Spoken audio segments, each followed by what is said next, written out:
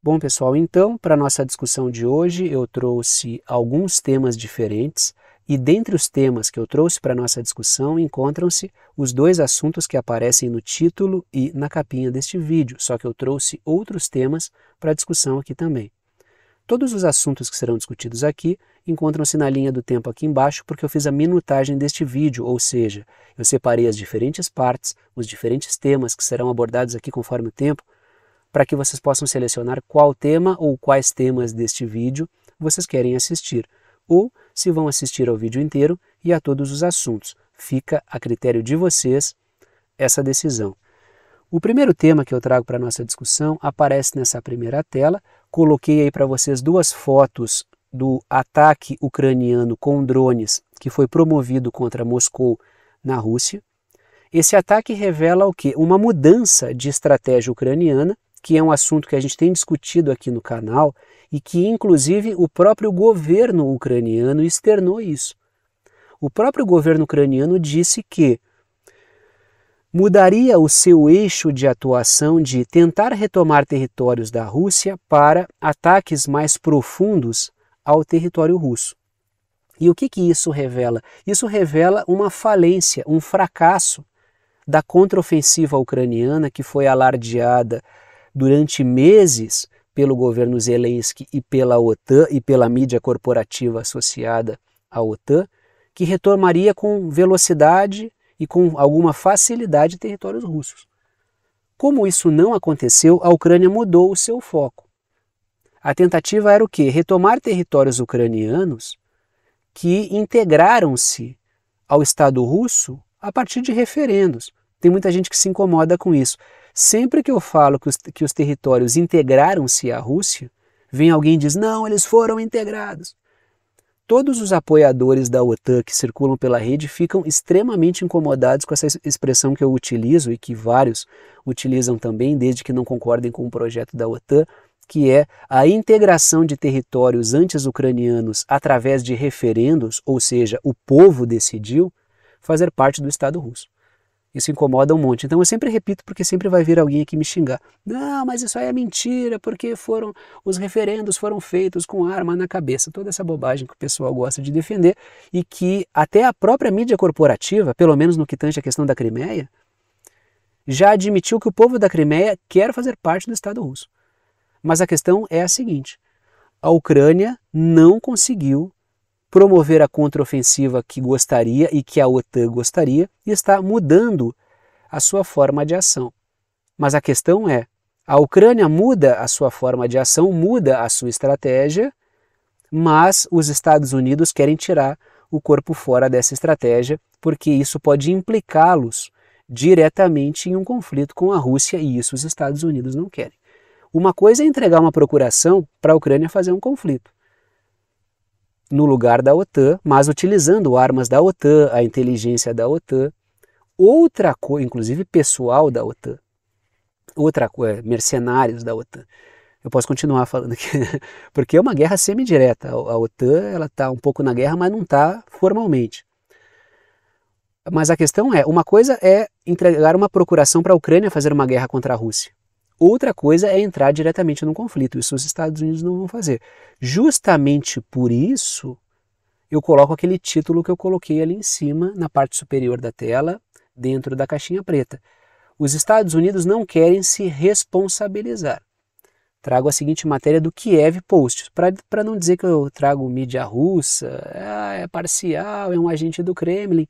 Sempre que a gente questiona a versão da OTAN, sobre o que seria a verdade, o cara é um agente do Kremlin, é pago pelos russos e toda essa bobajada que a OTAN gosta de dizer e que o governo ucraniano inclusive fala, né? O governo ucraniano ele associa todas as pessoas que não defendem as teses da OTAN e não defendem o lado do governo ucraniano de agentes do Kremlin. E tem uma lista enorme de pessoas que estão associadas ao Kremlin. Trago a seguinte matéria do Kiev Post. Kiev Post, tá? Ataques de drones em Moscou continuarão e aumentarão em escala, ou seja, a Ucrânia está confirmando o tipo de prática que irá continuar, ou seja, a sua mudança de estratégia. A matéria continua. Em um comentário exclusivo ao Kiev Post, a inteligência militar ucraniana disse que os ataques da manhã de segunda-feira eram a prova de que o regime do Putin é incapaz de controlar totalmente o céu. Vamos fazer algumas reflexões sobre a mudança de estratégia ucraniana, os Estados Unidos tirando o corpo fora, e que tipo de panorama temos pela frente aí a partir dessa questão, quais seriam as intenções com essa mudança de estratégia da Ucrânia/OTAN. Vamos falar um pouco sobre isso. Trago 2 pontos aí para a discussão, começo pelas letrinhas vermelhas. Drones ucranianos atingiram prédios comerciais em Moscou na segunda-feira. Essa é a discussão que eu estou fazendo com vocês, mas me importa muito mais discutir a mudança de estratégia e o panorama geral do conflito da Ucrânia a partir desses eventos do que propriamente discutir os detalhes do evento. Vocês devem perceber que a minha preocupação aqui no canal é criar uma compreensão do que está acontecendo em termos geopolíticos em termos gerais. Muito mais do que ficar detalhando o tipo de armamento que foi usado, embora a gente converse aqui sobre isso, detalhando ponto por ponto como foi o ataque, como foi o contra-ataque e assim por diante. O objetivo é criar uma compreensão sobre como anda a coisa. Segundo ponto, a intenção da OTAN é tentar revelar fragilidades de defesa na Rússia. Como isso não foi possível através da contraofensiva, que foi um fracasso completo, está sendo um fracasso completo. Depois eu vou discutir um pouquinho sobre uma entrevista dada pelo Antony Blinken, que é o secretário de Estado dos Estados Unidos, que foi absolutamente insana. Foi uma entrevista e as falas no geral, tanto é que o governo dos Estados Unidos teve que replicar algumas coisas sobre a entrevista, teve que reforçar alguns pontos, corrigir outros. Foi uma entrevista, acho que foi dada para a CNN, se eu não me engano, que foi uma coisa tão delirante e tão maluca sobre o atual cenário, tamanho é o constrangimento por causa dessa contraofensiva que não está sendo aquilo que a OTAN e a Ucrânia esperavam, que vários retoques na fala dele tiveram que ser feitos ali, porque foi uma coisa bizarra o que o Antony Blinken falou. Eu já vou falar sobre isso, tá? Porque essa questão de tentar atacar a imagem do Putin, que eu coloco ali, através dos ataques ao território russo, do tipo, o governo Putin não consegue defender o povo russo, revelando, entre aspas, fraqueza da Rússia, é uma tentativa de contornar o fato de que não conseguiram fazer isso através da contraofensiva. Então é preciso medidas alternativas para tentar desfocar o fato de que a contraofensiva está sendo um fracasso. Para tentar colocar a Ucrânia dentro de alguma perspectiva de poder, de força. Aí está a matéria, outra matéria sobre o assunto, continuamos no mesmo assunto ainda, que é uma matéria da Reuters. Casa Branca diz que não apoia ataques da Ucrânia dentro da Rússia. Ela está falando dos ataques com drones a prédios comerciais em Moscou, é disso que ela está falando. Ela não está falando de ataques à Crimeia, por exemplo, que é o que eu coloco no segundo ponto ali. Ó. Os Estados Unidos e a OTAN não querem estar implicados diretamente nos ataques porque isso pode render uma resposta russa direta a esses territórios, o que iniciaria invariavelmente, muito possivelmente, uma terceira guerra mundial. No momento que a gente tem Rússia e OTAN numa guerra direta, a gente está num outro estágio de tensão no mundo. Não estou dizendo que isso vai acontecer, estou dizendo que se isso acontecer, a gente caminha para um outro cenário. Muito preocupante, diga-se de passagem. Mas o que eu coloco entre parênteses ali é o que eu estava falando para vocês. Os Estados Unidos consideram a Crimeia como ucraniana, como parte da Ucrânia, muito embora o povo da Crimeia tenha decidido fazer parte do território russo. Foi uma decisão do povo da Crimeia. Várias pesquisas, vou repetir pela milionésima vez, porque sempre tem alguém me xingar, alguém novo que cai aleatoriamente, alguém cai de paraquedas de algum canal da OTAN e cai aqui no meu, que não é justamente o oposto, e fica bravo quando eu falo isso. Várias pesquisas foram feitas por institutos europeus, estadunidenses, inclusive, e inclusive teve matéria da mídia corporativa, Yankee, sobre o fato do povo da Crimeia querer fazer parte do Estado russo. Hoje falam, o povo de Kherson votou com arma na cabeça, o povo de Zaporizhia votou com arma na cabeça, o povo de Lugansk, Donetsk está com arma na cabeça porque não quer fazer parte da Rússia, está sendo obrigado, mas é a mesma coisa que falavam sobre a Crimeia lá atrás, e que muita gente continua falando ainda. é a mesma coisa que falava sobre a Crimeia, e hoje até a própria mídia corporativa ligada à OTAN admite que o povo da Crimeia quer fazer parte da Rússia. É um absurdo completo, mesmo para alguém que defende a OTAN, dizer que o povo da Crimeia não quer fazer parte do Estado russo. O povo da Crimeia quer fazer parte do Estado russo, como todos os povos que votaram por fazer parte do Estado russo querem fazer parte do Estado russo. Só que os Estados Unidos não consideram a Crimeia como parte do Estado russo, assim como a Ucrânia também não considera, como muitos países não consideram. E ataques à Crimeia têm o apoio dos Estados Unidos, muito embora seja um apoio velado, porque os Estados Unidos têm uma pose de pacificadores no meio disso tudo, não querem ser vistos implicados diretamente. Mas ataques a Moscou, por exemplo, são criticados pelo governo dos Estados Unidos porque querem guardar essa posição de que não estão envolvidos num conflito no qual estão envolvidos completamente, até aqui, né? Estão mergulhados até a testa nesse conflito aí. Letrinhas azuis que eu saltei ali, volto para falar desse assunto. Drones ucranianos também atingiram um depósito de munição na Crimeia. Ou seja, a crítica dos Estados Unidos é o ataque a Moscou, não a Crimeia. Porque a Crimeia, para os Estados Unidos, para a OTAN e para a Ucrânia, ainda é parte integrante do Estado russo. Muito embora o povo da Crimeia, e aí a gente usa uma expressão que é muito utilizada por liberais, inclusive, os liberais não usam a expressão, podem perceber que os liberais não usam a expressão soberania popular, até porque eles não gostam muito disso, né? Eles usam a expressão autodeterminação dos povos. Tá? Eles costumam utilizar muito mais isso do que o termo soberania popular. Escolham o termo que vocês quiserem aí. Não vou brigar por causa de termos, né? Muito embora os termos sejam importantes e revelem muito, né, da carga de discussão que o cara está fazendo. Mas se formos seguir o princípio da autodeterminação dos povos, para usarmos uma expressão que é mais do gosto dos Estados Unidos do que a expressão soberania, eles não gostam nada dessa expressão porque eles nunca respeitam a soberania dos povos. Não respeitam nem a soberania dentro do próprio território, né? A questão é a seguinte: se formos respeitar o princípio de autodeterminação dos povos, o povo da Crimeia decidiu fazer parte do Estado russo. Não há o que se discutir, mas isso vai ficar em discussão até que o conflito chegue a um cessar-fogo, a um acordo de paz, e o redesenho das fronteiras na negociação coloque a Crimeia do lado da Rússia. O que penso eu, a menos que uma hecatombe aconteça pelo caminho, vai naturalmente acontecer. Os mapas que vocês vão enxergar nos próximos tempos, muito provavelmente, posso estar enganado, as coisas podem mudar, claro, mas seguindo a linha do que está acontecendo aí, a gente vai ver um redesenho do mapa ucraniano. Sem essas regiões que foram aí integraram-se ao Estado russo, e possivelmente sem alguns territórios que inclusive a Polônia quer ocupar aí no outro lado, na porção oeste da Ucrânia, não na porção leste, como no caso da região do Donbass, por exemplo, Lugansk e Donetsk.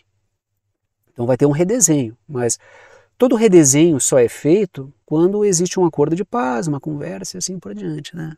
Mas é muito provável que o mapa vá mudar, né? Porque olhando por essa esmilinguida contraofensiva ucraniana, é meio difícil imaginar que vai haver alguma mudança de cenário. Terceiro ponto, a Rússia tem mantido a sua ofensiva no litoral ucraniano e toda a região do litoral do Mar Negro, o litoral ucraniano ali, toda ela já estava no projeto russo. A Rússia, ela avançou a Odessa, tinha perspectivas de conseguir dominar todo o litoral ucraniano, ou seja, fechar todo o acesso ao mar da Ucrânia, só que ela acabou elencando algumas preferências, alguns pontos mais importantes, acabou recuando do seu projeto de Odessa, por exemplo, e ela preferiu garantir os pontos que tinha do que propriamente continuar em direção a Odessa. Em algum momento houve uma mudança dos projetos russos e aí a Rússia acabou estabilizando onde ela conseguia manter, ao invés de alçar voos mais perigosos e mais distantes em relação a Odessa. Quer dizer que talvez essa perspectiva não seja colocada, tanto é que a gente está vendo um fogo pesado sobre Odessa, pode ser que isso mude, que a Rússia volte a ter perspectivas maximizadas, mas ela recuou na sua intenção inicial, em algum momento houve uma mudança. Isso foi perceptível, a gente discutiu aqui no canal essa questão.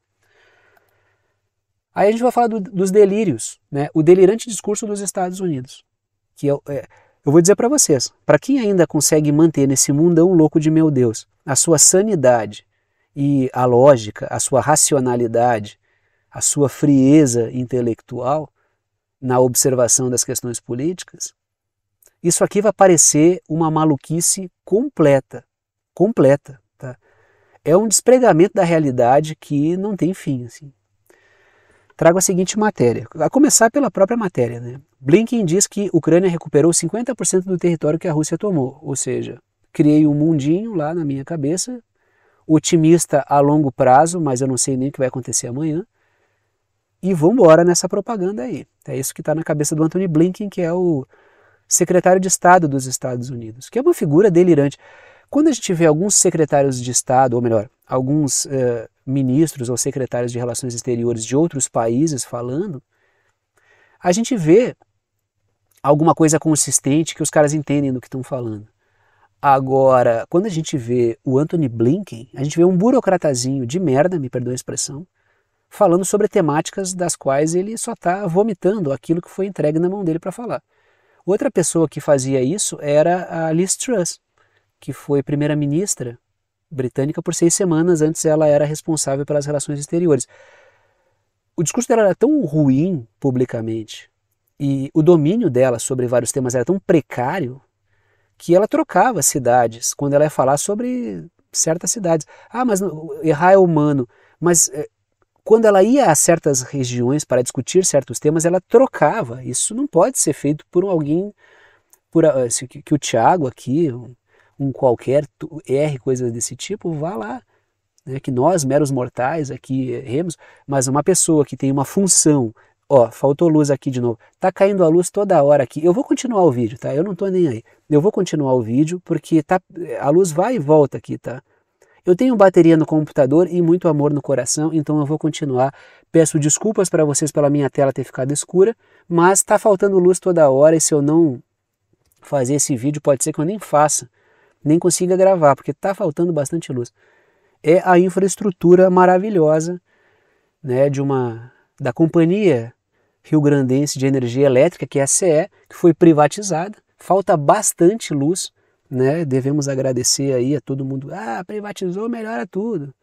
Né? Tá bem ruim o serviço. Tá? Fica aqui minha crítica à CE Equatorial. Tá bem ruim o serviço.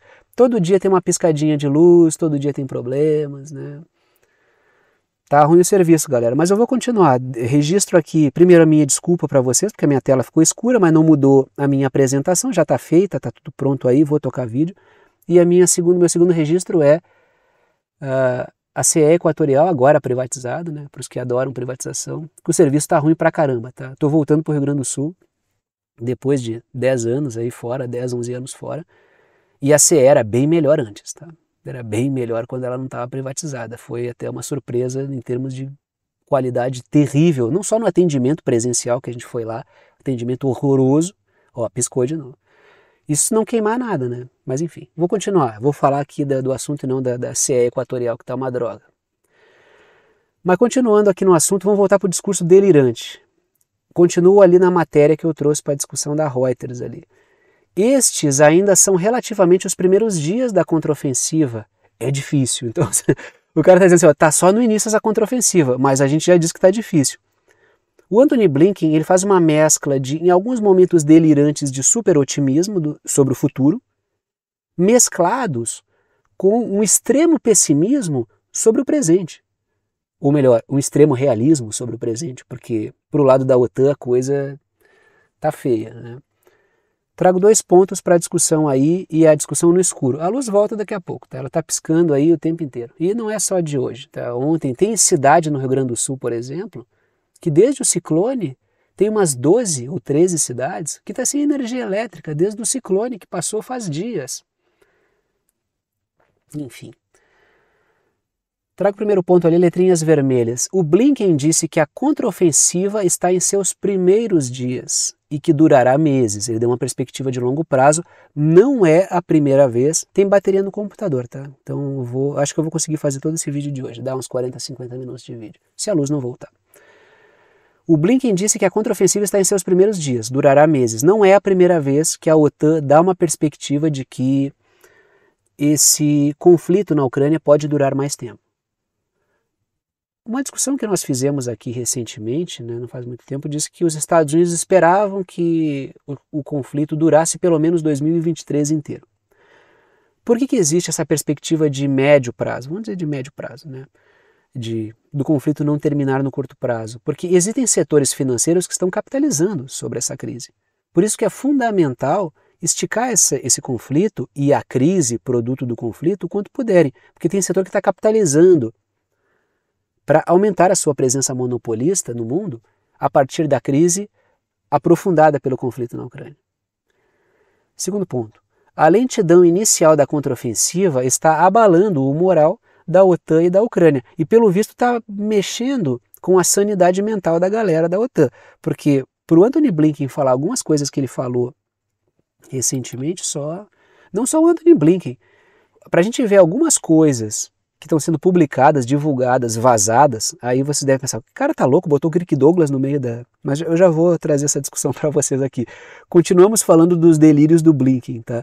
É que tem uma parte dessa discussão sobre o que tem vazado na mídia dos Estados Unidos, falas públicas, que ela remete muito ao filme Glória Feita de Sangue, que é um filme da década de 50, se eu não me engano, 50 ou 60, acho que é década de 50, que é um filme do Stanley Kubrick, o diretor eu acho que é o Stanley Kubrick, que é um filme com Kirk Douglas. E tem algumas partes ali me lembraram muito, né, alguns acontecimentos revelados pelo governo dos Estados Unidos, pela mídia dos Estados Unidos a respeito desse episódio da contraofensiva ucraniana, me lembram muito o filme Glória Feita de Sangue, que tem como personagem principal o Kirk Douglas, que é um coronel francês, né? Trata ali sobre aquela questão da Primeira Guerra Mundial e daquela guerra de trincheiras. E tem um episódio absolutamente absurdo ali, e a OTAN ela trouxe uma compreensão parecida com aquele cenário do filme Glória Feita de Sangue ali, que tem o Kirk Douglas como personagem principal, como ator, né, principal ali. Eu já vou começar pela parte final ali, tá? Eu vou começar pela essa parte do Kirk Douglas, já que eu tô nisso aí, por esse filme Glória Feita de Sangue. Eu indico, é um filme super bom, assim, um filme muito bom. Claro, tem todas aquelas coisas hollywoodianas ali, mas ele é um filme muito bom, né? É um filme bom ali. Tem várias críticas muito poderosas ali no meio. Mas olha o que eu coloco naquelas letrinhas verdes ali embaixo. Vou começar pelo último ponto. Vazamentos recentes que foram feitos aí para mídia corporativa, ou seja, vazamentos entre aspas, há algo proposital aí no meio desse vazamento, revelaram que os Estados Unidos sabiam que a Ucrânia não tinha condições de retomar territórios da Rússia, porque não tinha treinamento suficiente, não tinha armas suficientes. A Ucrânia sabia disso. Mas que a OTAN se decepcionou porque pensou que a coragem e o ímpeto ucraniano compensariam. Para quem já assistiu o filme Glória Feita de Sangue, cara, esse é o mote geral da situação absurda que norteia o filme. Tiago, eu não assisti esse filme, e agora? Assista. É um filme muito bom. Tá? Ele é um filme que tem esse mote. Claro, cara, sempre pesem, né? Todo tipo de produção cultural tem as suas intenções, tem o seu proselitismo. Ó, voltou a luz. Voltou a luz. Né? A luz voltou. Daqui a pouco falta de novo, né? Mas a questão é a seguinte, todo filme tem isso, mas peguem algumas mensagens que tem ali e comparem com essa história de esperar que a Ucrânia vença na base do ímpeto e da coragem. Porque tem uma cena desse filme, não estou dando spoiler, tá? Que o cara fala justamente isso. Tem um julgamento rolando lá, uma corte militar que está julgando uma situação que aconteceu, que eu não vou contar o filme para vocês, que o cara fala justamente isso, mas a situação era difícil, não dava para os franceses vencerem aquela batalha ali, mas a gente pensou que a coragem e o ímpeto iriam compensar a ausência de armas. Essa é a grande questão do filme e é uma loucura completa, né? Enfim, o pessoal anda assistindo bastante filme, né? A gente vê realismo fantástico de tudo quanto é lado na hora de observar a realidade aí, né? Não que o filme seja realismo fantástico, tá? O filme não tem nada a ver com realismo fantástico. Volto ali e falo das letrinhas azuis agora, né? Segundo o Blinken, nenhum grande resultado é esperado para os próximos dias, ou seja, pasmaceira total. Os torcedores da OTAN podem esperar algo que tudo fique no mesmo, nenhuma grande vitória para o lado da OTAN e nem da Ucrânia. Segundo ponto, a lentidão ucraniana explica a decisão da OTAN de mudar o foco para ataques ao território russo. Porque é uma mudança de foco da OTAN. Vamos deixar de trololó aqui. E é a OTAN que decide os rumos. É a inteligência da OTAN que decide os rumos junto com o governo ucraniano. Se o governo ucraniano mudou o foco, é porque a estratégia geral da OTAN mudou. É preciso promover dano no governo russo. E do jeito que está, não dá para ficar. Porque pelas contraofensivas não vai rolar. Então fica aí uma dica de filme, né, para vocês assistirem o Glória Feita de Sangue, com o Kirk Douglas. Aí a gente vai para o Indo-Pacífico, vamos falar um pouquinho da CIA. Por quê? Porque a China, coloco ali no título, na parte superior da tela, China adverte Estados Unidos sobre espionagem. E por que a China está advertindo os Estados Unidos sobre espionagem dentro do território chinês? Porque o William Burns, que é o chefe da CIA, andou falando coisas aí. Trago a seguinte matéria do South China Morning Post. William Burns é esse cara que aparece aí nessa foto que eu trouxe para vocês. China promete contramedidas depois que o chefe da CIA, William Burns, diz que a agência está trabalhando para reconstruir a rede de espionagem no território chinês, depois dessa rede de espionagem ter sido desmontada pelo governo chinês. A primeira coisa que vem à cabeça de qualquer um, mas como que esse cara avisa que uma rede de espionagem está sendo montada, sendo que a grande função da espionagem é não ser descoberta? Porque existe também aí no meio o que eu coloco ali nas letrinhas em azul, esse elemento de tentar demonstrar mais força do que na verdade tem. Então, o foco em reconstruir as redes de espionagem na China, ele revelou tantas dificuldades que há uma necessidade de trazer um resultado prático para apresentar. Até porque, não esqueçam, os Estados Unidos vivem um cenário pré-eleitoral. E o sentimento anti-China dentro dos Estados Unidos, penso eu, e várias pesquisas já revelaram isso, é muito maior do que o sentimento anti-Rússia. Ou seja, é preciso entregar para parcelas do eleitorado dos Estados Unidos algum resultado.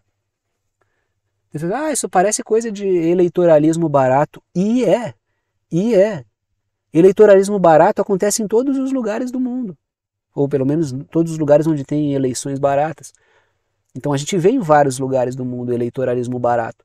E ele vive disso, de uma demonstração de uma força que muitas vezes não se tem. E para mim, há o projeto dos Estados Unidos reconstruírem a sua rede de espionagem. Sim, efetivamente existe esse projeto. Os Estados Unidos têm despendido uma força gigantesca para reconstruir. Mas há também a sensação de que a coisa está difícil, de que é preciso demonstrar resultados. Aí vem o William Burns e fala isso. Tanto é que eu coloquei ali nas letrinhas azuis. A declaração Yankee parece voltada a transparecer uma posição de força, que talvez não seja lá tudo isso. Essa é a questão. Primeiro ponto que eu coloco ali para vocês, letrinhas vermelhas. China disse que chefe da CIA mente sobre ataques cibernéticos e espionagem chinesa. Então, nessa contrafala da China, ela disse que existe uma pá de mentiras sobre a China ficar promovendo ataques cibernéticos em tudo que é lugar e sobre espionagem chinesa em todos os países. Que, na verdade, isso é muito mais prática dos Estados Unidos e de que essa tentativa de jogar a culpa para a China sobre a espionagem é só para tentar criar um mote para, na verdade, criar e ampliar sistemas de espionagem dentro da China, o que é muito difícil. A própria China já desmontou redes de espionagem, e é o que continuamos nessa discussão, coloquei aí o olho que tudo vê, né? Mais uma menção cinematográfica, na verdade também literária, né? Aqui. Então, trago 3 pontos. Eu acredito que esse aí seja um filme de muito mais, digamos assim, né? Embora o filme do Kirk Douglas seja muito mais antigo, acho que muito mais gente conhece esse olho aí do que propriamente aquela imagem que eu trouxe lá do Kirk Douglas no Glória Feita de Sangue, né? Eu gosto muito de cinema, cara. Gosto muito de filme. Assisto muito filme. Dentro do possível, eu tento assistir um filme novo, pelo menos uns 3, 4 por semana, ou pelo menos eu tento ver um por dia. Na hora que eu vou jantar ali, né, comer alguma coisa leve de noite, eu tento ver um filme novo sempre. Eu gosto muito de cinema. E, claro, tenho vendo pela internet, claro, né? Gosto muito de cinema do tipo filme, né? Gosto da arte cinema, né? Não tanto de estar no cinema. Eu gosto muito mais de ver filme em casa, gosto de ver filme comendo muito, né? E então eu vou ter tenho várias referências aí que eu trago para as nossas discussões aqui, que não são as primeiras que eu trago agora. Trago 3 pontos para a discussão aí. Começo pelas letrinhas azuis, ainda no mesmo tema. A China desmontou a rede de espionagem dos Estados Unidos entre 2010 e 2012, segundo matéria de 2017 do The New York Times. Ela matou ou prendeu espiões. Ah, meu Deus, matou? É, segurança de Estado, não? Segundo ponto. A CIA aposta em uma nova unidade voltada exclusivamente para a China. Os Estados Unidos têm falado sobre essa unidade, têm canalizado uma soma enorme de dinheiro para conseguir reconstruir as redes de espionagem, mas a China trabalha pesado no sentido oposto. Terceiro ponto, e aí a gente entra esse celularzinho aí com o olho que nunca dorme, né? A China revisou a lei anti-espionagem, esse ano, foi no início desse ano, para dar mais força a medidas de revista de meios eletrônicos. Então a gente vive aí um cenário, inclusive o último tema que eu vou discutir com vocês hoje diz respeito à espionagem, né? Vamos falar um pouquinho sobre a questão do Rafael Correia, do Julian Assange, e é questão de espionagem também, que tem a CIA envolvida. Mas na China o jogo está duríssimo, né? Então a vida para os Estados Unidos ali não está fácil. Aí a gente continua não, né? A gente vai em direção ao Oriente Médio. Vamos falar um pouquinho sobre o encontro entre o primeiro-ministro iraquiano, que é o que eu trago ali na matéria da Reuters. É o primeiro-ministro iraquiano Sudani. Só que sempre que aparece o nome do Sudani, o corretor não, né? O tradutor automático do computador, do navegador, ele traduz para sudanês. Não, Sudani é o nome do cara, então eu até risquei ele. O primeiro-ministro iraquiano, que é o Sudani, e o Bashar al-Assad da Síria conversam sobre segurança e água em Damasco e outras cocitas más. Tá? Tanto é que eu coloco ali o seguinte título na parte superior da tela, dentro daquela caixinha preta. A Síria sendo reintegrada à região. A gente vê um movimento dos países da região, do Oriente Médio, trazendo a Síria, não só do Oriente Médio, mas do norte da África também, né? Trazendo a Síria de volta para a discussão. Depois de muitos terem apoiado, inclusive, a tentativa de golpe transnacional para derrubar o Bashar al-Assad, a Síria volta para o cenário, e isso é muito positivo, esse retorno da Síria soberana, ainda que esteja com dificuldades internas promovidas pelas forças transnacionais ligadas à OTAN, mas essa consolidação do Bashar al-Assad como liderança que venceu um golpe transnacional é fundamental. E o reconhecimento do Iraque, que vive isso, inclusive, tanto é que eu coloco ali o mapinha, o Iraque em verde, a Síria em laranja, e coloco isso que eu estou discutindo com vocês agora nas letrinhas vermelhas. Os dois países foram alvos de operações transnacionais para derrubar governos. O Saddam Hussein foi derrubado do governo, julgado por um tribunal fajuto, condenado à morte e assassinado em rede de TV. Então tem a imagem do julgamento, do constrangimento do Saddam Hussein, e tem inclusive até o momento em que os caras colocam a corda no pescoço do Saddam Hussein. Então tem todos esses momentos. E isso pontilha a história dos Estados Unidos e da OTAN de promover massacres abertos. Tem outros episódios também de constrangimentos televisionados, entendeu? Segundo ponto. Ambos seguem, tanto Síria quanto o Iraque, seguem sob ocupação militar parcial de tropas dos Estados Unidos. Tem tropas dos Estados Unidos no Iraque e tem tropas dos Estados Unidos na Síria. Ainda tem tropas dos Estados Unidos na Síria e fazendo bagunça, roubando petróleo, roubando trigo, como a gente já discutiu aqui, né? Dando guarida para todo tipo de crime. Tá aí o Bashar al-Assad e o Sudani. O Bashar al-Assad é o cara que está à direita ali, e o Sudani é o cara que está à esquerda, né? O Bashar al-Assad é o cara mais magro e mais alto ali, e o Sudani é o outro senhor ali de bigode, tá? Só para diferenciar quem são os dois, para quem nunca viu o Bashar al-Assad, eu acho que é uma figura mais conhecida, né? O Sudani é um cara que tem menos projeção internacional, até porque não viveu tudo que o Bashar al-Assad viveu como governante. Então o Bashar al-Assad já é uma figura mais conhecida, né? Aquele militar do meio ali, eu confesso que eu não sei quem é. Embaixo o mapa do Irã, porque ele está inserido nessa discussão aqui, e trago 3 pontos, começo pelas letrinhas azuis. Os 2 países são alvos de forças terroristas e de rebeldes curdos bancados pelos Estados Unidos. Diga-se de passagem, tanto a Síria, quanto o Iraque, quanto o Irã, assim como em boa medida a Turquia também, tem a causa curda alavancada pelas forças da OTAN contra os governos soberanos. Os Estados Unidos e a OTAN no geral mobilizam muito a causa curda, que é uma causa existente. Não vou dizer que eles inventaram os curdos, a causa existe. Para tu promover bagunça dentro de um país soberano é preciso que aquela questão exista.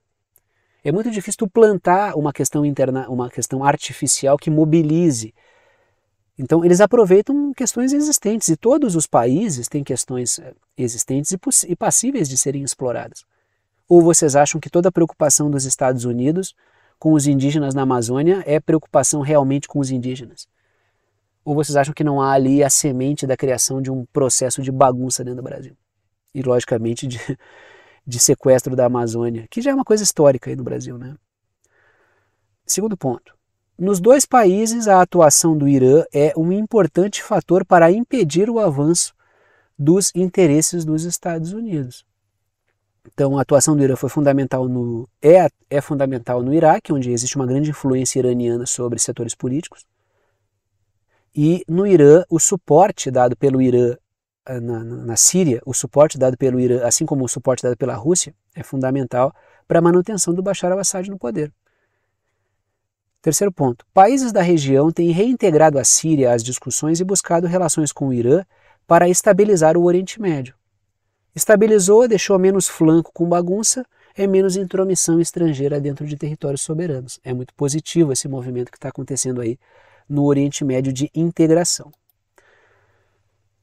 Aí a gente fala do tema que talvez seja o tema que está ganhando bastante a mídia. Existe uma quantidade enorme de matéria sobre isso, até porque existe uma clivagem enorme política e social em Israel, e o que revela também uma disputa de setores poderosos econômicos. Aqui não cabe tomar partido, tá? Eu já falei milhões de vezes sobre isso. Quem acompanha o canal sabe que uma das temáticas que está sempre indo e voltando aqui é a questão de Israel. Desde as eleições eu estou falando que muita coisa ia mudar por causa desse movimento que chegou ao poder aí, que é essa extrema-direita sionista, anticristã, anti-islâmica, que quer utilizar o Estado de Israel para promover um rolo compressor a partir de princípios religiosos contra outras religiões, contra outras culturas. Então estamos falando aqui de um movimento muito perigoso. Mas os grupos políticos que batem de frente com esses setores e que estão movimentando protestos, manifestações e greves dentro do Estado de Israel, muitas pessoas com o sentimento legítimo de que esse governo que está aí não presta por causa da extrema-direita sionista, e estão corretas, mas isso está sendo canalizado por outros setores também muito perigosos, de um sionismo com uma levada mais liberal. Então, existem 2 setores tão perigosos, um quanto o outro, mas cada um ao seu modo, tanto é que grupos políticos palestinos já disseram que isso não é uma questão que diga respeito a eles, porque tanto um lado quanto o outro, qualquer uma das 2 embalagens sionistas, revelam o mesmo conteúdo perigoso. Se a minha opinião importa para alguns de vocês, eu aconselho a não tomar partido nisso, tá? Porque ninguém vai apoiar o sionismo liberal tradicional, que a gente costuma ver, que é aquela levada para fora de Israel, aceitação de diferença, inclusão, entrelaçado com interesses transnacionais britânicos, estadunidenses, que tem uma influência enorme sobre a indústria cinematográfica, sobre a indústria da música e assim por diante, mas com uma levada pseudo-progressista. E esse grupo é tão perigoso quanto o outro, da extrema-direita sionista, que é proto-fascista, que são figuras extremamente perigosas, como Smotrich, como Ben-Gvir, que querem destruir completamente o povo palestino. Assim como o outro lado também destrói o povo palestino, entendeu? Então, qualquer um dos 2 lados nessa disputa é perigoso. Então, escolher um lado aí é tomar um caminho muito errado, entendeu? Nem o Netanyahu está escolhendo o lado. O Netanyahu está surfando a onda. Se o Netanyahu, que é o líder político de Israel, está surfando onda, quem somos nós, na verdade, para ficar optando por dois lados que são absolutamente podres, assim como o próprio Netanyahu, é um político fisiológico, corrupto, que está utilizando todo esse cenário de crítica ao judiciário, que, sim, o judiciário é uma peça política, é um braço político de setores poderosos. Muitos golpes em países foram dados via judiciário. Golpes jurídico-midiáticos. A gente, o Brasil viveu isso. O que foi a Lava Jato, se não isso? Então a gente sabe que o judiciário tem problemas e que ele é mobilizado por certos setores poderosos. Mas penso eu que não é a extrema-direita sionista, e muito menos o Netanyahu, que vai lavar essa roupa suja devidamente, entendeu? É lavar a roupa com lama.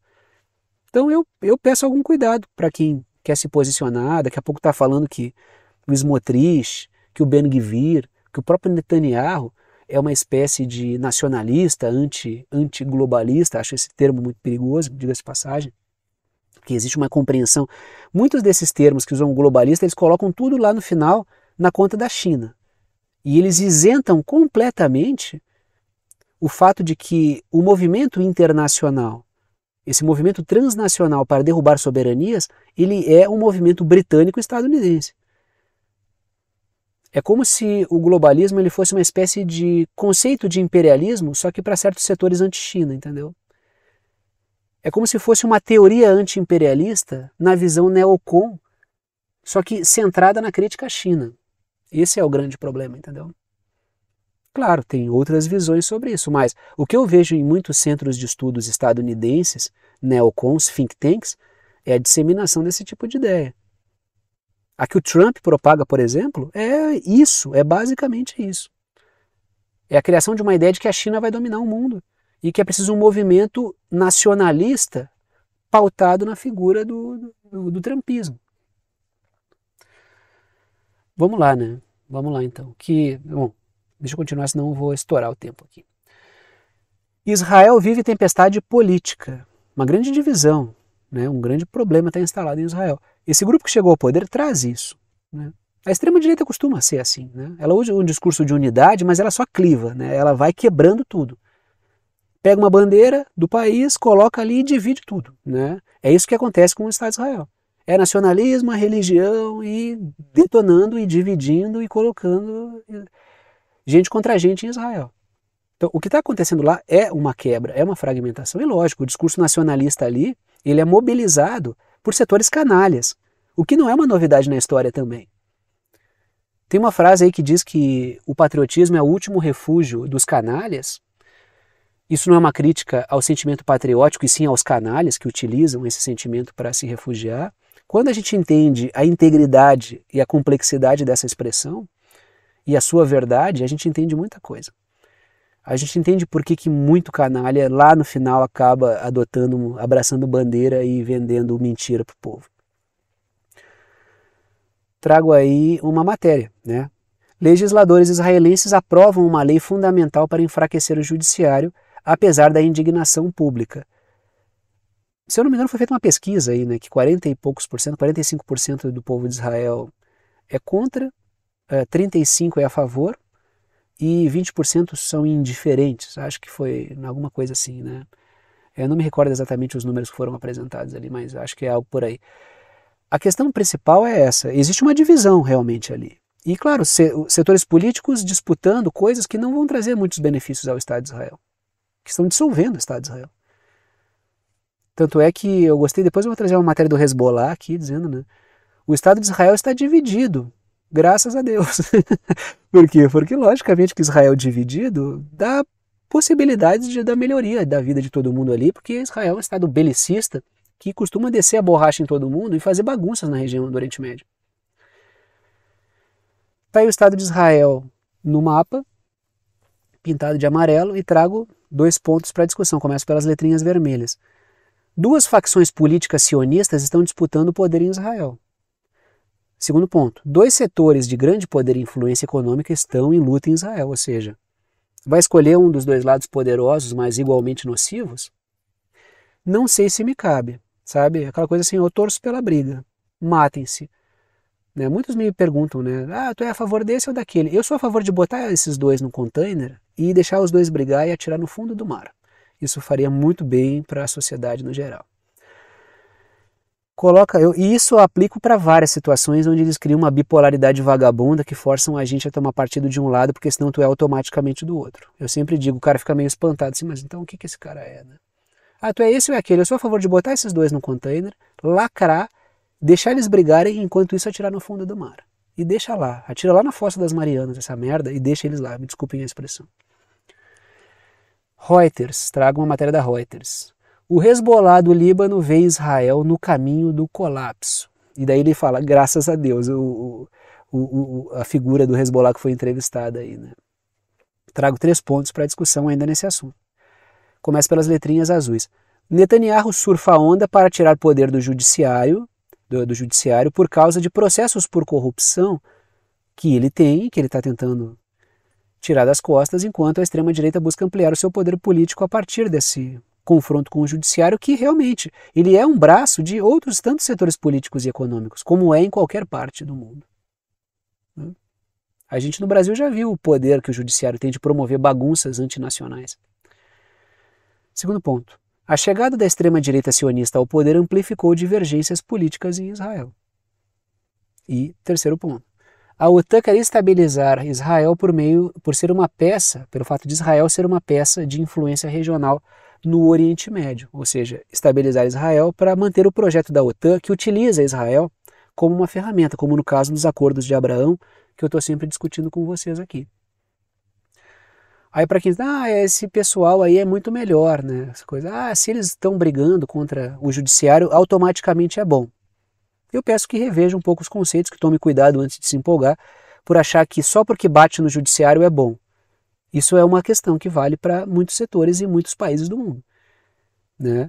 Que não é só porque bate no judiciário que é bom. A gente pega esse judiciário e esse setor político que está batendo contra ele, podem ser colocados no container e jogados no fundo do mar também. Porque são setores que são igualmente nocivos. No caso da extrema-direita sionista, é isso. Trago uma matéria do Palestine Chronicle, mas não foi só aqui, tá? Eu já trouxe outras matérias de outros portais que falam sobre isso. Juventude palestina enfrenta ataque de extremistas israelenses em igreja católica pela 2ª vez na semana. Ontem ou anteontem eu trouxe o caso de um religioso cristão que estava com um crucifixo, um alemão, inclusive estava levando a ministra da educação da Alemanha em Jerusalém, e o cara foi alvo de agressão por estar com uma cruz. Ou seja, não é só contra os palestinos muçulmanos, é contra muçulmanos e cristãos, entendeu? É uma extrema-direita ultra-religiosa, truculenta e ultra... Eu não sei se eu gosto muito desse termo ultranacionalista, porque eu acho que é muito mais fachada, mas usa uma fachada ultranacionalista. Começa pelas letrinhas azuis. Hordas de colonos israelenses chegaram, para explicar essa situação da matéria, chegaram de micro-ônibus e tentaram invadir uma igreja e um mosteiro em Haifa.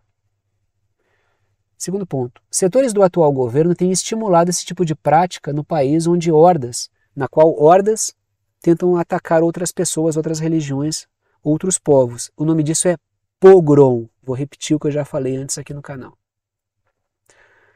Terceiro ponto. E aí, né, os judeus que foram tão alvo de pogroms, agora setores utilizam o judaísmo como discurso para promover pogroms contra outras religiões. Né? É aquela velha história. Estou esperando chegar lá em cima para dar a porrada. Né? Terceiro ponto. A intolerância tem se dado contra muçulmanos e contra cristãos em Israel. Tá? Não é só contra muçulmanos. Se tu é um cristão preconceituoso e anti-islâmico, saiba que tu também está na alça de mira desse pessoal. Para quem gosta de defender, né? Há uma unidade entre Israel e cristãos no Brasil. Tem muita gente que gosta de botar a bandeirinha de Israel e ama o Ben Gvir. Né? Preparem-se, vão para lá e ficam mostrando a cruz para eles, que vocês vão ver o que eles fazem com vocês. E aí é o último assunto, né? Que é, a gente vem para a América do Sul, falar um pouquinho sobre essa matéria aí que foi publicada, né? O portal People's Dispatch, na verdade, pegou uma matéria do El País E a matéria é a seguinte, né, fala sobre o líder equatoriano que encontra-se exilado na Bélgica. Né, acho que o Rafael Correa está exilado na Bélgica, mas é o ex-presidente equatoriano. Né. Ex-presidente equatoriano Rafael Correa foi espionado por empresa espanhola para a CIA. A matéria continua. Segundo o País, a empresa de segurança privada UC Global SL ali, espionou o Rafael Correa depois que ele deixou o cargo e passou informações sobre suas reuniões privadas para a CIA e também para o seu sucessor, o Lenin Moreno. O Lenin Moreno é um cara que se apresentou como um continuador do projeto do Correa e depois revelou-se um belíssimo de um neoliberal, né? Então, para não usar expressões de baixo calão aqui no canal. Né? Tá aí o mapinha do Equador, tá ali a foto do Rafael Correa e trago 2 pontos para a discussão. Começo pelas letrinhas vermelhas. Profissional contratado pelo governo Correa entregou dados. Ele foi contratado para atuar no setor de segurança pelo governo do Rafael Correa e entregou dados para a CIA. Segundo ponto, esse profissional contratado dessa empresa, ele fazia a segurança da Embaixada do Equador em Londres, onde estava exilado o Julian Assange. Ele estava em Londres, mas na Embaixada do Equador. E quem deu essa salvaguarda política para que ele não pudesse ser preso foi o Rafael Correa. Então, vocês imaginem, o Rafael Correa é um político sul-americano, fazendo um governo que reduziu enormemente a pobreza e promoveu o desenvolvimento do Equador, e o cara ainda por cima vai lá e dá uma salvaguarda para não conseguirem prender o Julian Assange, que é inimigo dos Estados Unidos e do projeto da OTAN no geral. Esse cara ele tem que se exilar e ficar escondido mesmo, o Rafael Correa, porque ele é ultra inimigo dos interesses estadunidenses. Tanto é, vamos continuar nesse assunto aqui, né? Tá aí o Lenin Moreno em cima, e embaixo o Julian Assange quando estava na Embaixada do Equador em Londres.